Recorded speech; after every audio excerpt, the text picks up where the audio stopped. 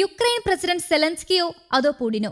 Ukraine president Volodymyr സെലൻസ്കിയെ Russian president Vladimir Putin എന്ന തെറ്റായി അഭിസംബോധന ചെയ്ത യുഎസ് പ്രസിഡന്റ് ജോ ബൈഡൻ. വാഷിംഗ്ടണിലെ നാറ്റോ ഉച്ചകോടിയിലാണ് നാക്കുപിഴ സംഭവിച്ചത്. ബൈഡന്റെ ആരോഗ്യസ്ഥിതി സംബന്ധിച്ചുള്ള ആശങ്കകൾ ഇതോടെ വീണ്ടും ശക്തമായി. യുക്രൈനുമായി സഹകരിച്ച് പ്രവർത്തിക്കാനുള്ള തീരുമാനം അറിയിച്ച ശേഷം സെലൻസ്കിക്ക് മൈക്ക് കൈമാറുന്ന വേളയിലാണ് ബൈഡന് അബദ്ധം പറ്റിയത്. ഇരു കൂട്ടരുടെയും ബദ്ധശത്രുവായ പുടിന്റെ പേരിൽ സെലൻസ്കിയെ ബൈഡൻ അഭിസംബോധന ചെയ്യുകയായിരുന്നു. എന്നാൽ താൻ പുടിനേക്കാൾ നല്ലവനാണെന്നായിരുന്നു സെലൻസ്കിയുടെ പരിഹാസം.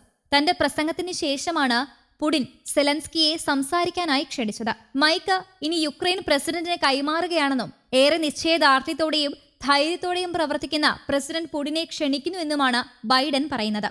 തിരിഞ്ഞു നടന്ന ബൈഡൻ ഉടൻ തന്നെ തന്റെ അബദ്ധം മനസ്സിലാക്കുകയും പ്രസിഡന്റ് പുടിനെ തോൽപ്പിക്കാൻ പോകുന്നവനെന്ന് തിരുത്തുകയും ചെയ്തു. പുടിനെ പരാജയപ്പെടുത്തുന്നതിലാണ് ശ്രദ്ധ കേന്ദ്രീകരിച്ചിരിക്കുന്നതെന്നായിരുന്നു ഇതിന് സെലൻസ്കിയുടെ മറുപടി. നാക്കുപിഴയുടെ പേരിൽ ബൈഡൻ തുടർച്ചയായി വിമർശനങ്ങൾ നേരിടുന്നതിനിടെയാണ് പുതിയ സംഭവം. ബൈഡന്റെ ആരോഗ്യസ്ഥിതിയിൽ കാര്യമായ പ്രശ്നങ്ങളുണ്ടെന്നും പ്രസിഡന്റ് സ്ഥാനത്തേക്കുള്ള മത്സരത്തിൽ നിന്ന് മാറി നിൽക്കണമെന്നും ഡെമോക്രാറ്റുകൾക്കിടയിൽ ആവശ്യം ഉയർന്നിരുന്നു. കഴിഞ്ഞ ദിവസം വിസ്കോൺസിൽ റാലിക്കിടെ 2020 താൻ വീണ്ടും ട്രംപിനെ തോൽപ്പിക്കുമെന്ന് ബൈഡൻ പ്രഖ്യാപിച്ചിരുന്നു. ട്രംപുമായി നടന്ന ആദ്യഘട്ട സംവാദത്തിലും ബൈഡന് മികച്ച പ്രകടനം നടത്താൻ സാധിച്ചിരുന്നില്ല. തന്റെ ആരോഗ്യസ്ഥിതി അന്നേ മോശമായിരുന്നുവെന്നാണ് ബൈഡൻ ഇതിന് വിശദീകരണമായി പറയുന്നത്. മത്സര രംഗത്ത് നിന്ന് പിന്മാറില്ലെന്നും ട്രംപിനെതിരായ ശക്തനായ മത്സരാർത്ഥി താൻ തന്നെയാണെന്നും ബൈഡൻ അവകാശപ്പെടുന്നു.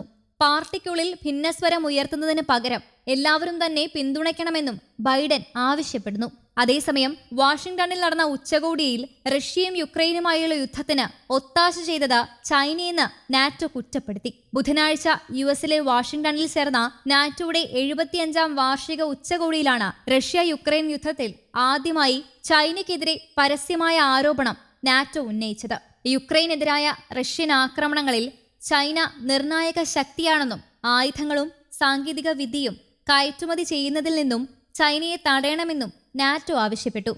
നാറ്റോ സെക്രട്ടറി ജനറൽ ജെൻസ് സ്റ്റോൾബർഗ് അവതരിപ്പിച്ച പ്രസ്താവന 32 രാജ്യങ്ങൾ അംഗീകരിച്ചു. പ്രസ്താവനയിൽ ബെയ്ജിംഗിലെ ആണവായുധ ശേഖരവും ബഹിരാകാശ ശക്തിയും ആശങ്കാജനകമാണെന്ന് നാറ്റോ ഉയർത്തിക്കാട്ടി. യുദ്ധത്തിന് നൽകുന്ന എല്ലാ പിന്തുണയും അവസാനിപ്പിക്കണമെന്നും ചൈനയോട് നാറ്റോ അഭ്യർത്ഥിച്ചു. 2019 കൂടിക്കാഴ്ചയിൽ ചൈന ഭീഷണിയാകുമെന്ന നിരീക്ഷണം നാറ്റോ നടത്തിയിരുന്നെങ്കിലും പരസ്യമായൊരു വിമർശനം ഉന്നയിക്കുന്നത് ഇതാദ്യമാണ്.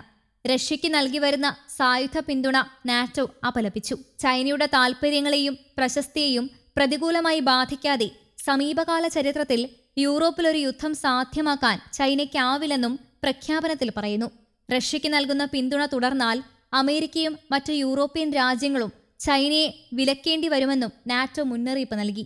യൂറോപ്യൻ വടക്കേ അമേരിക്കൻ രാജ്യങ്ങളുടെ രാഷ്ട്രീയ സൈനിക സഖ്യമായ നാറ്റോയുടെ ത്രിദിന ഉച്ചകോടി വാഷിംഗ്ടണിൽ ചൊവ്വാഴ്ചയാണ് ആരംഭിച്ചത്. റഷ്യയുമായുള്ള യുദ്ധത്തിൽ യുക്രൈന് കൂടുതൽ പിന്തുണ ഉറപ്പിക്കാനാണ് നാറ്റോയുടെ 75ാം വാർഷികം യുഎസ് പ്രസിഡന്റ് ജോ ബൈഡൻ സംഘടിപ്പിച്ചത്. 35 രാഷ്ട്ര തലവന്മാരാണ് ഉച്ചകോടിയിൽ പങ്കെടുത്തത്. News desk, Kerala Kaumudi.